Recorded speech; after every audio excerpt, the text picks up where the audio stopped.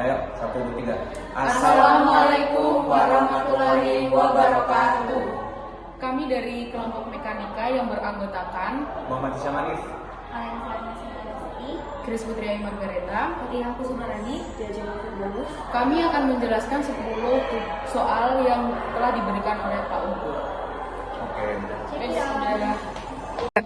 Momen inersia suatu benda yang berputar melewati sumbu putar dapat dihitung dengan menggunakan integrasi langsung. Jadi rumus momen inersia adalah I sama dengan integral R kuadrat dm, di mana I adalah momen inersia, R adalah jarak partikel dari sumbu putar, dm adalah elemen massa. Untuk membuktikan rumus ini, kita dapat menggunakan prinsip kerja energi pada suatu benda yang berputar. Misalkan sebuah benda terdiri dari partikel-partikel dengan massa dm yang terletak pada jarak r dari sumbu putar. Ketika benda berputar dengan kecepatan sudut omega, setiap partikel memiliki kecepatan linear R sama dengan omega dikali r.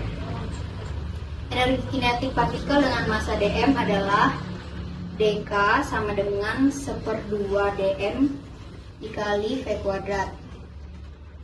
Berarti sama dengan 1/2 dm, v-nya diganti dengan omega dikali r kuadrat, sehingga menjadi dk sama dengan 1/2 dm omega kuadrat r kuadrat. Nah, energi kinetik total benda adalah integral dari energi kinetik setiap partikel. Jadi dapat dituliskan menjadi K sama dengan integral dk.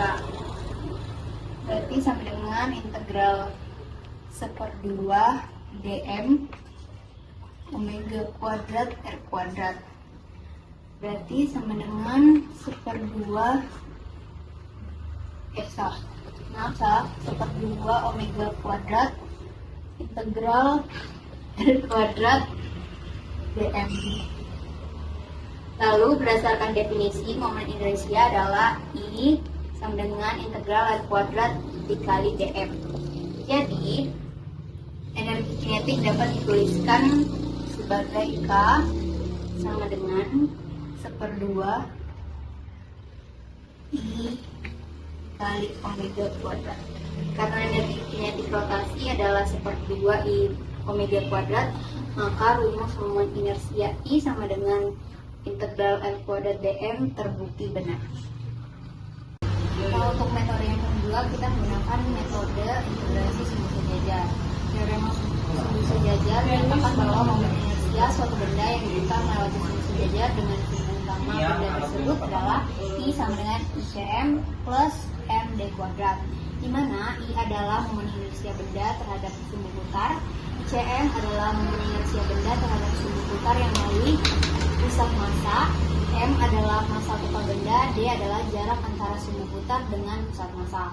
Untuk membuktikan rumus ini, kita dapat menggunakan prinsip kerja energi dan menghitung energi kinetik rotasi benda terhadap sumbu putar yang sejajar dengan sumbu utama. Energi kinetik rotasi benda adalah K sama dengan 1/2 omega kuadrat, di mana I adalah momen inersia benda terhadap sumbu putar yang sejajar dengan sumbu utama. Lalu, energi kinetik rotasi benda juga dapat dinyatakan sebagai jumlah energi kinetik rotasi terhadap sumbu melalui pusat massa ICM dan energi kinetik translasi pusat massa M dikalikan dengan omega dikalikan D pangkat 2/2. Lalu K sama dengan 1/2 ICM omega kuadrat ditambah 1/2 M dalam kurung omega dikalikan D kuadrat. Dengan menyatakan kedua persamaan energi kinetik di atas, kita mendapatkan 1/2 I omega kuadrat sama dengan 1/2 ICM omega kuadrat plus 1/2 M dalam kurung omega dikali D kuadrat. Lalu kita dapat membaginya dengan 1/2 omega kuadrat, sehingga hasilnya akan menjadi I sama dengan I Cm plus Md kuadrat. Sehingga terbukti ya teman-teman. Oke. Untuk nomor 2, analisis gerak dan perubahan massa pada peluncuran roket melibatkan perhitungan gaya dorong, gaya gravitasi, kecepatan dan percepatan, trajektori, dan persamaan gerak roket dengan mempertimbangkan perubahan massa akibat pembakaran bahan bakar dan pembuangan massa gas hasil pembakaran. Ini memungkinkan untuk merancang dan memprediksi performa roket selama peluncuran. Oke, jadi lanjut untuk nomor 3, yaitu diketahui ada sebuah bola yang diikat dengan massa dan dikatrol. Dapat kita lihat di sini ada R besar, lalu dikatrol menuju ke arah kanan, yaitu selanjutnya di sini di bagian katrol ada I, lalu R kecil, dan dengan massa di sini dengan huruf M besar. Lalu yang diketahui itu dengan massanya sebesar 4,5 kg, dengan jari-jarinya R kecil 8,5 cm, dengan ketentuan I 3 kali 10 pangkat 3, dan dengan ketinggian 0,80 meter, karena yang ditanyakan adalah kecepatan objek saat jatuh 82 cm. Lalu jawab, kita menggunakan prinsip kekekalan energi, yang dimana energi mekanik awal sama dengan energi mekanik akhir. Terus energi mekanik itu terdiri dari energi potensial dengan energi kinetik. Lalu pada energi potensial awal dia memiliki rumus MGH, massa dikali gravitasi lalu dikali ketinggian, lalu EP akhirnya 0 dikarenakan dia sudah mencapai tanah. Lalu untuk energi kinetik awalnya 0 dikarenakan benda belum bergerak. Lalu energi kinetik akhirnya itu kita menggunakan energi kinetik translasi dan juga energi kinetik rotasi dikarenakan kita menggunakan katrol, yaitu dengan rumus setengah V kuadrat ditambah setengah I dalam kurung V per L kuadrat. Lalu lanjut ke substitusikan ke persamaan energi tersebut, yaitu 0 sama dengan setengah V kuadrat ditambah setengah I V R kuadrat. Nah, nolnya di sini itu menandakan energi potensial. Lalu kita masukkan nilainya, yaitu 0,6 dikali 9,8 dikali 0,82 sama dengan setengah 0,6 V kuadrat ditambah setengah kali 0,003 dikalikan dengan V per 0,05 kuadrat. Maka setelah kita hitung, maka kecepatan sama dengan sebesar 4,02 meter per sekon. Untuk nomor 4-nya, yang nomor A itu diketahui yaitu percepatan bloknya kan. Nah, untuk posisi awal y nolnya itu sama dengan 0.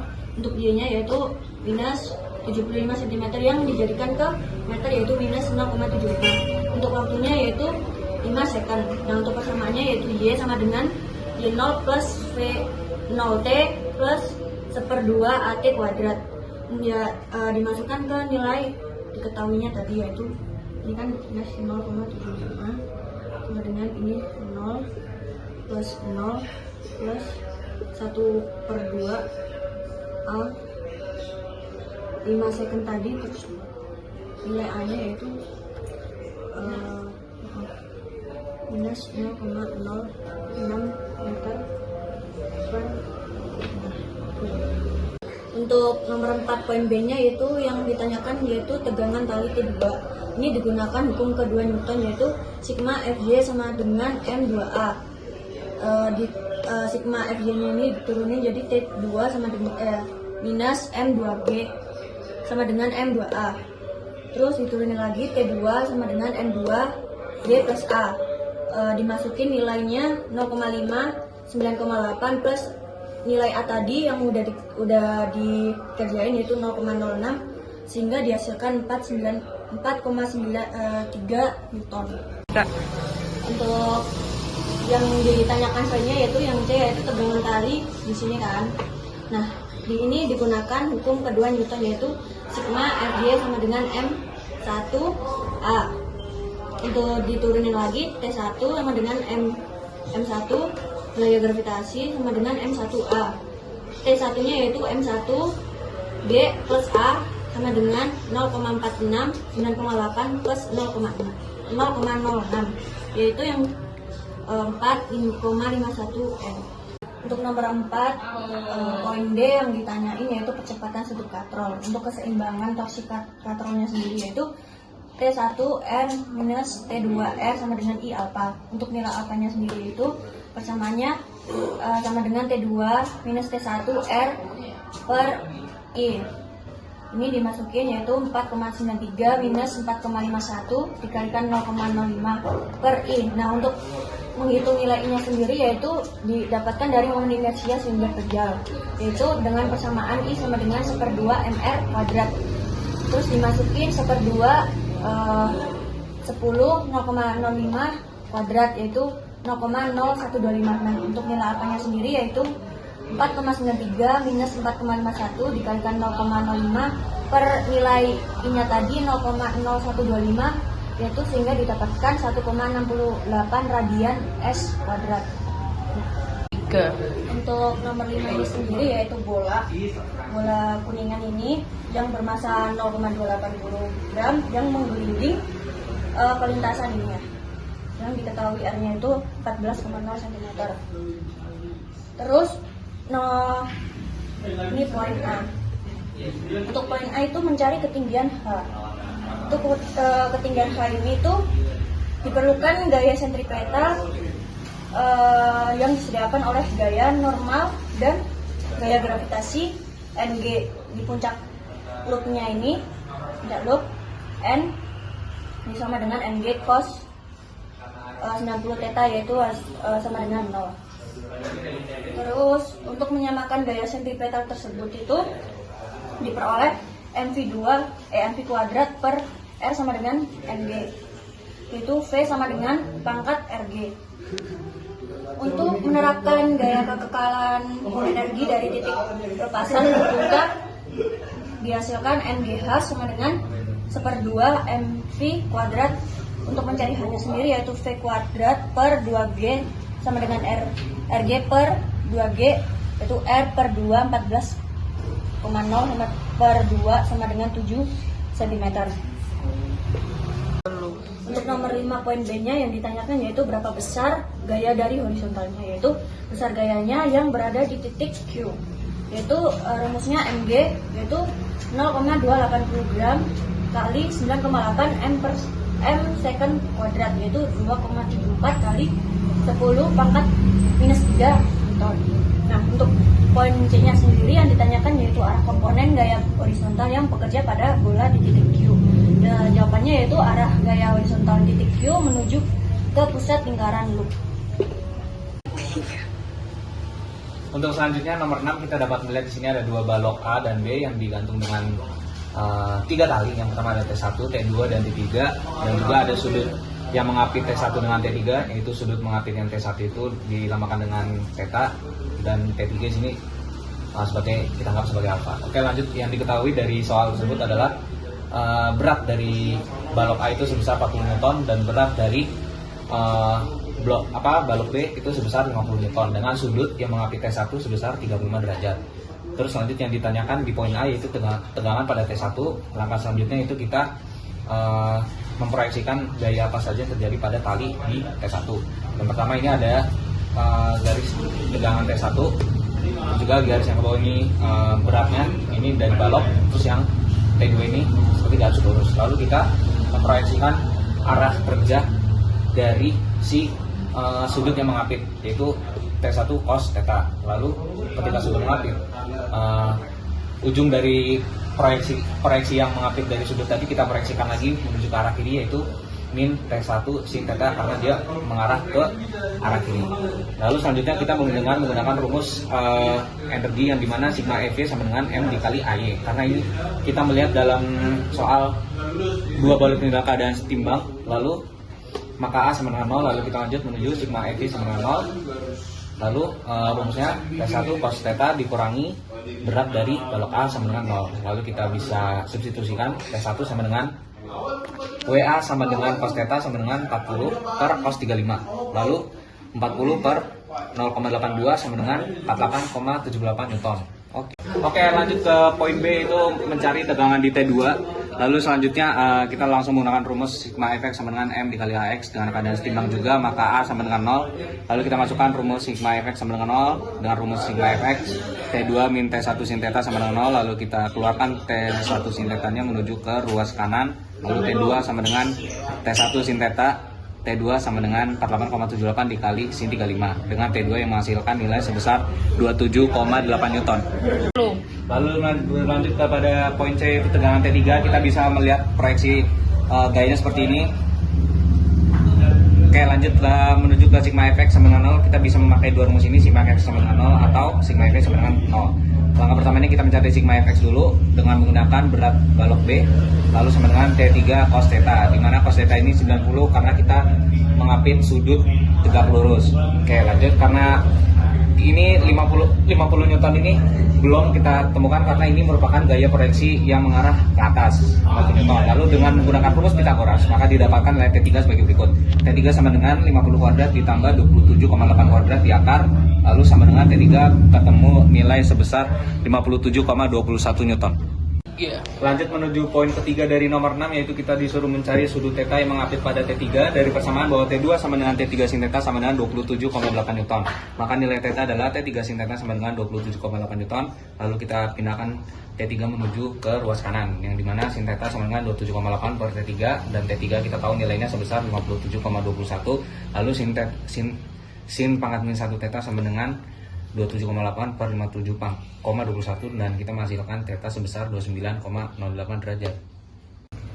Oke, lalu untuk soal nomor 7, di sini ada gambar, lalu diketahui yang satunya sama dengan 3 kg, M2-nya 2 kg, theta 1 30 derajat, theta 2 60 derajat. Lalu kan ada persamaan ini, terus ditanya berapa tegangan talinya, itu bisa kita cari lewat M1 sama dengan 3 dikali 9,8 sin 30 derajat. Ini untuk persamaan 1. Terus di M2 sama dengan 2 kali 9,8 sin 60 derajat. Ini untuk persamaan 2. Lalu dari persamaan 1 dan 2 itu kita dapetin 3 kali 17,0 T sama dengan 2,0 kali T min 14,7, lalu diperoleh T nya sama dengan 16,08 Newton. Untuk soal nomor 8 itu ada sebuah partikel dengan massa A kilogram di koordinat kartesian, di mana X-nya itu 2T kuadrat per min 4, Y-nya T kuadrat min 2T. Lalu yang ditanya itu posisi partikel saat T0 dan T2. Kita saat T0, X sama dengan 2T kuadrat min 4 sama dengan 2 kali 0 kuadrat min 4 sama dengan min 4. Lalu untuk Y-nya itu T kuadrat min 2T sama dengan 0 kuadrat min 2 kali 0 sama dengan 0. Lalu untuk T sama dengan 2 itu X sama dengan 2T kuadrat min 4, 2 kali 2 kuadrat min 4 sama dengan 4. Lalu untuk Y-nya itu 2T kuadrat min 4 sama dengan 2 kuadrat kali 2 sama dengan 0.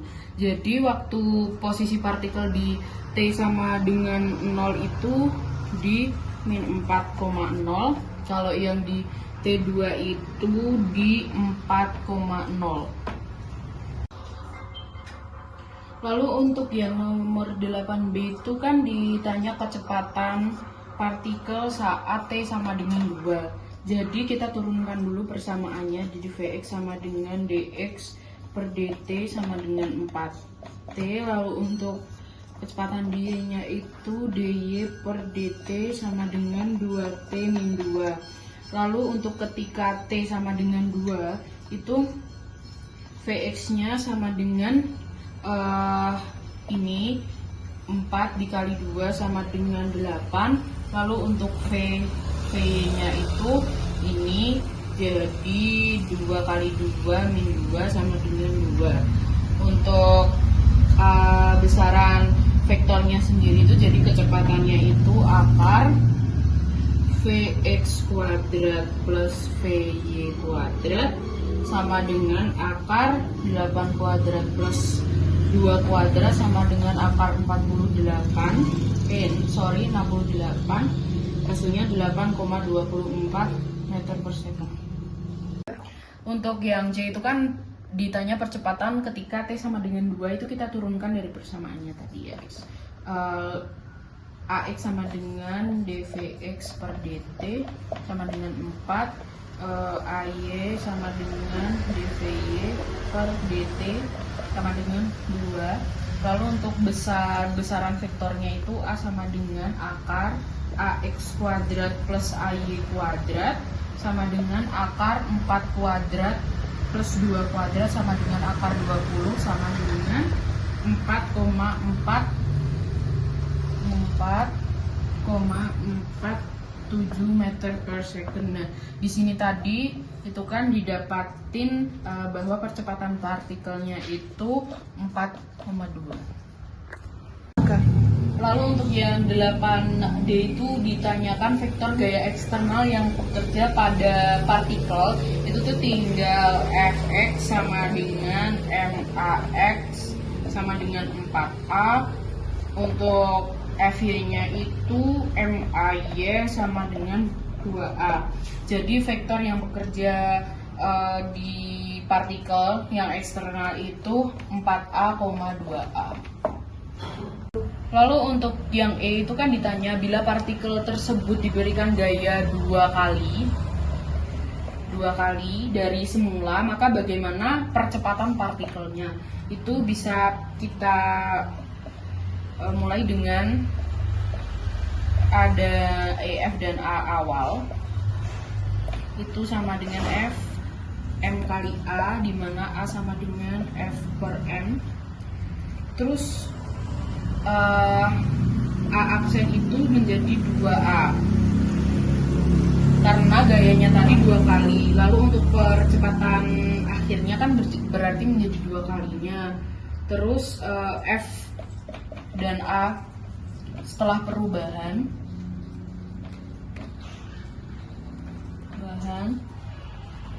itu tuh bisa dijar dengan F aksen sama dengan MA aksen, di mana 2F sendiri itu M kali A aksen.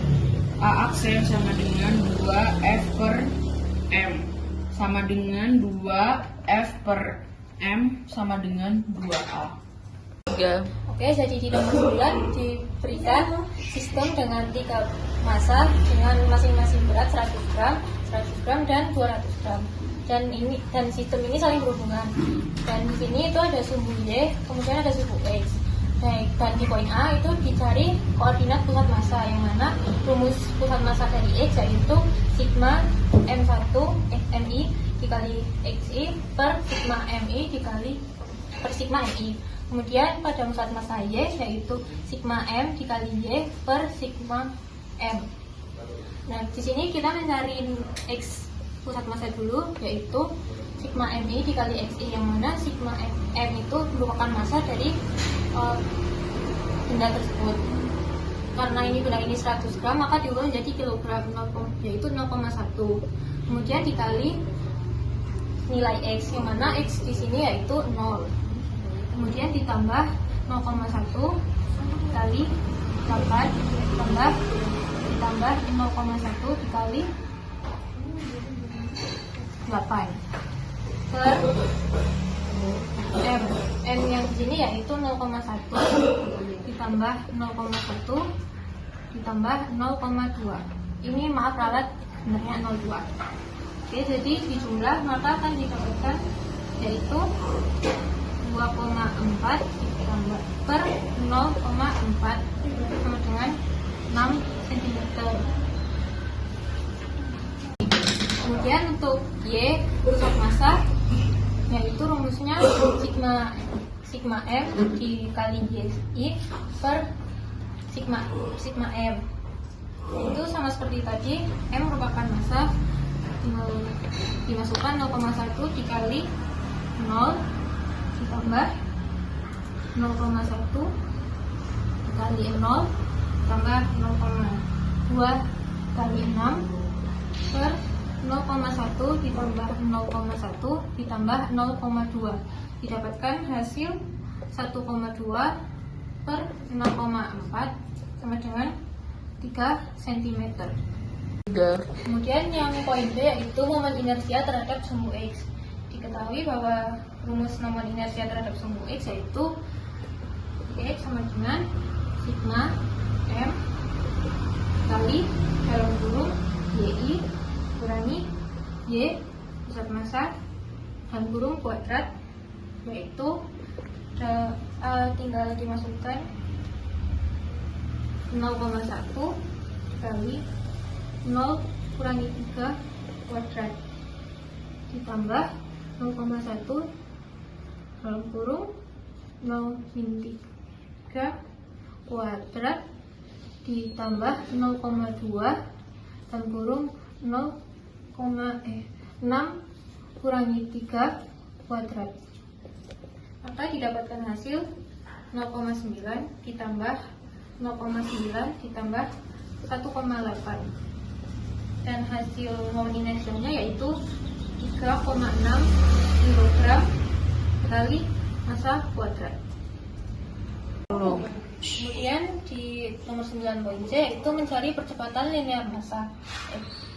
Percepatan linear massa dapat dicari menggunakan hukum Newton gravitasi, yaitu Tor sama dengan inersia dikali alfa, dimana Tor ini dapat diturunkan menjadi F dikali R dan alfa dapat diturunkan menjadi A yaitu percepatan per R, maka dapat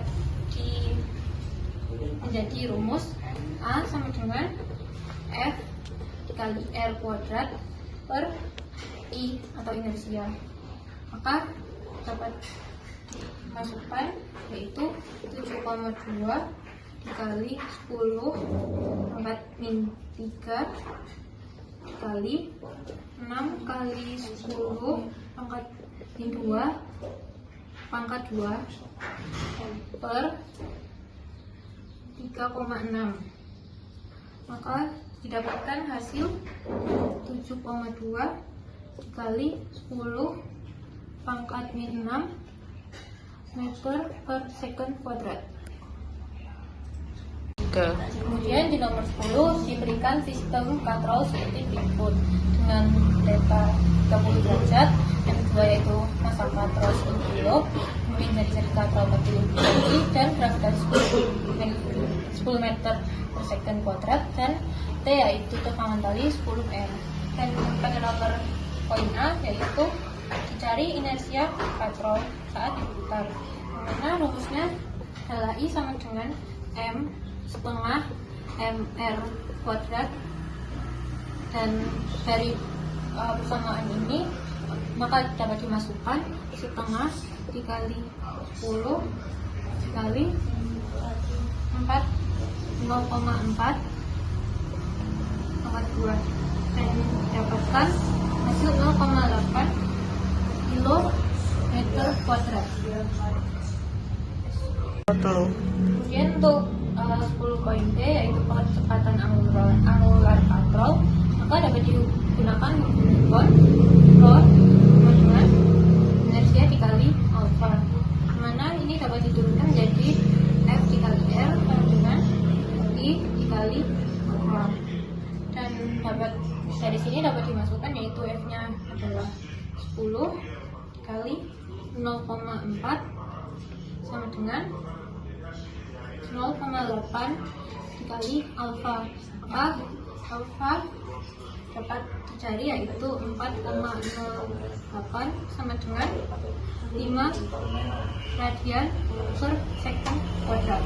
Kemudian nomor 10 poin C yaitu mencari massa kotak dan kecepatan meluncur kotak.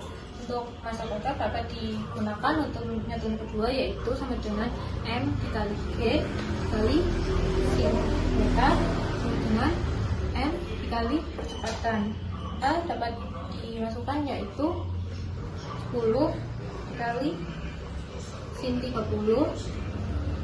dengan alfa. Kemudian yang untuk M itu kita coret saja.